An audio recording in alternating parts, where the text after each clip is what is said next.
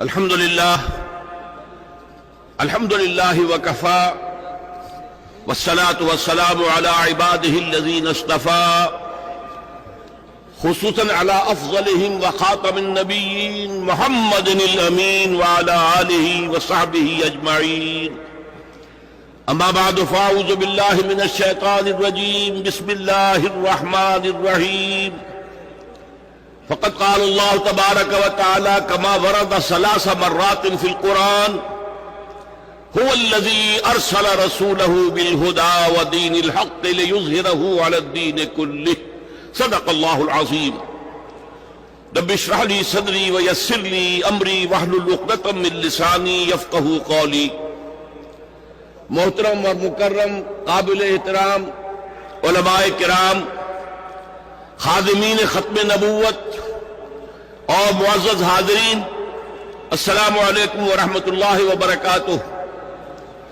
میں اس عظیم الشان جلسے میں صرف حصول سعادت کے لیے شریک ہونے کے لیے آیا تھا. میرا خطاب کا کوئی پروگرام نہیں تھا. میں شکریہ ادا کرتا ہوں منتظمین کو کہ انہوں نے مجھے چند منٹ عطا فرمائے ہیں. خاص طور پر مجھے اس کی ضرورت اس لیے محسوس ہوئی کہ مجھے امریکہ سے کچھ ای میلز آئیں کہ وہاں قادیانیوں کا ویب سائٹ جو ہے وہ میرے نام کو اپنے حامیوں کے طور پر استعمال کر رہا ہے. میں نے ان کا جواب دیا یہ بہتان ہے، جھوٹ ہے، افتراء ہے، بکواس ہے. اور میں نے کہا کہ میں ڈنکے کی چوٹ یہ کہتا ہوں، یہ میں اعتراف کرتا ہوں، اوائل عمر میں مجھے کچھ شبہ تھا کہ یہ جو ربوائی ہے یا قادیانی ہے یہ تو غلام احمد لعنت اللہ علیہ کو نبی مانتے ہیں. ان کے تو کافر ہونے میں کوئی شک نہیں، لیکن لاہوری تو صرف مجدد مانتے ہیں، تو ان کے بارے میں کچھ شبہ تھا. الحمدللہ بہت جلد وہ شبہ رفع ہو گیا تھا. اور یہ سب جو بھی علماء ہیں جنہوں نے بیڑا اٹھایا ہوا ہے ختم نبوت کو عام کرنے کا، یہ انہی کے طفیل ہوا ہے کہ وہ ہدایت مجھے نصیب ہوئی. اور میں آج ڈنکے کی چوٹ کہہ رہا ہوں، آج سے نہیں 40 برس سے کہہ رہا ہوں کہ قادیانی، خواہ وہ قادیانی تھا یا ربوائی ہے یا لاہوری ہے، جو بھی کسی درجے میں، نبی تو دور کی بات ہے، مجدد دور کی بات ہے، مسیح موعود دور کی بات ہے، اگر اس غلام احمد قادیانی کو مسلمان بھی مانتا ہے تو وہ دائرہ اسلام سے خارج ہے. اور یہ ہر نوع کا قادیانی جو ہے دائرہ اسلام سے خارج ہے، اس میں کسی شک و شبے کی گنجائش نہیں ہے.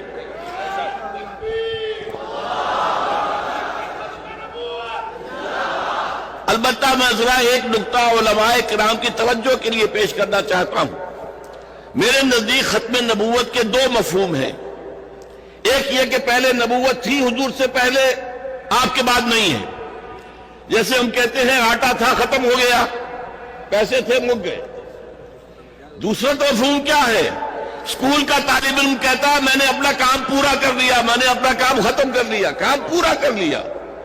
ختم نبوت کا دوسرا مفہوم، نبوت اور رسالت کی تکمیل ہوئی ہے محمد رسول اللہ صلی اللہ علیہ وسلم پر. محض ختم نبوت میں فضیلت کا پہلو نہیں ہے، فضیلت کا پہلو ہے تکمیل نبوت، تکمیل رسالت.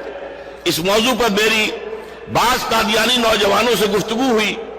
میں نے ان کے سامنے ایک دلیل رکھی، کیونکہ غلام احمد قادیانی نے جو گمراہی شروع کی تھی، پہلی بات اس نے یہ کہی تھی کہ وہی تو رحمت ہے، وہی بند کیسے ہو سکتی ہے.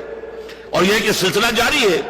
اس سے آگے اس نے اپنے جو ہے دعوے شروع کیے. میں نے اس سے کہا دیکھو مجھے بتاؤ کیا قرآن میں ہدایت مکمل ہو گئی ہے یا نہیں؟ کہنے ہو گئی.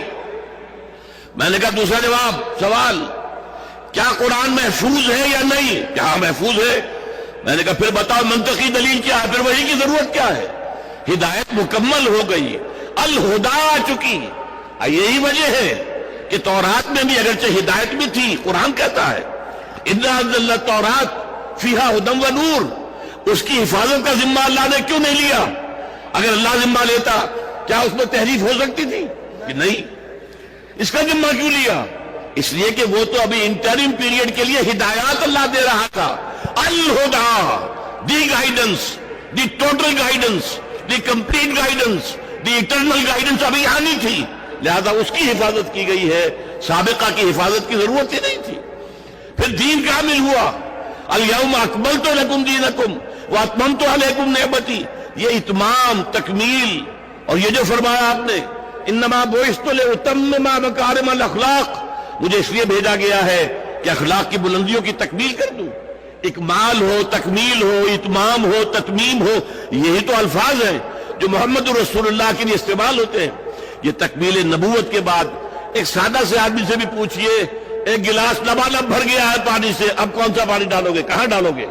اب اس کے اندر کسی پانی کی گنجائش نہیں ہے. ہدایت خداوندی، الیوم اکملت لکم دینکم واتممت علیکم نعمتی، اور نعمت کیا ہے؟ نعمت ہدایت. اس لیے کہ دنیا کی کوئی شے نعمت نہیں ہے جب تک کہ نعمت ہدایت ساتھ نہ ہو. صحت نعمت نہیں ہے اگر ہدایت نہیں ہے.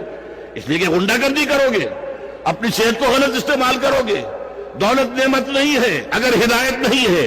عیاشیاں کرو گے، بدماشیاں کرو گے، اور تم لوگوں کے اوپر دولت کا دھوس جماؤ گے، اصلاح و تبذیر کرو گے. لہذا نعمت ہدایت، اس کے ساتھ ہر شے نعمت ہے. وہ نعمت کامل ہو چکی محمد رسول اللہ پر، اس کی حفاظت کا ذمہ لے لیا اللہ تعالیٰ نے ابد الآباد تک. اس کے اندر کوئی بھی تحریف نہیں ہو سکتی. ایک نقطہ صرف اور اجازت چاہتا ہوں کہ ہمیں یہ چاہیے کہ اس ملک میں نفاذ شریعت کی پوری تحریک کو پوری مضبوطی کے ساتھ کھڑا کریں. یہ قادیانی ناسور ختم نہیں ہوگا. پوری مغربی دنیا اس کی پشت پر ہے، یہودیت اس کی پشت پر ہے، چاہے پروٹسٹنٹ عیسائی ہو وہ بھی پشت پر ہیں، چاہے کیتھولک عیسائی ہو وہ بھی پشت پر ہیں، چاہے ہندو ہو وہ بھی پشت پر ہیں. اس کا ناسور جو ہے ختم نہیں ہو سکتا جب تک کہ مرتد کی سزا نافذ نہ کی جائے، جب تک کہ مرتد کو قتل کرنے کی سزا نافذ نہیں کی جائے گی. یہ فتنہ پھیلتا جائے گا. آج بھی ہمارے ہاں پھیل رہا ہے، اندر ہی اندر دیمک کی طرح پھیل رہا ہے. لہذا ہمیں مطالبہ یہ کرنا چاہیے کہ شریعت کے مطابق جو مرتد کی سزا ہے وہ نافذ کی جائے. اسی سے در حقیقت سد باب ہو سکے گا، اسی سے یہ فتنہ ختم ہوگا، اسی سے سرکوبی ہوگی. آخر میں آپ سے صدا کرتا ہوں، میرے حق میں دعا کریں. اب بڑھاپا بھی ہے، معذوریاں بھی ہیں، میں کھڑے ہو کر بات نہیں کر پایا ہوں، تو میرے لیے یہ کہ خاتمہ بالخیر کی دعا کریں. اللہ تعالیٰ صحیح عقائد کے اوپر برقرار رکھتے ہوئے اپنے حضور میں حاضری لگوا دے. اللہ تعالیٰ سے میں دعا کرتا ہوں اپنے لیے بھی اور آپ سب حضرات کے لیے بھی. اقول قولی ھذا واستغفر اللہ لی ولکم ولسائر المسلمین والمسلمات. جزاکم اللہ خیرا.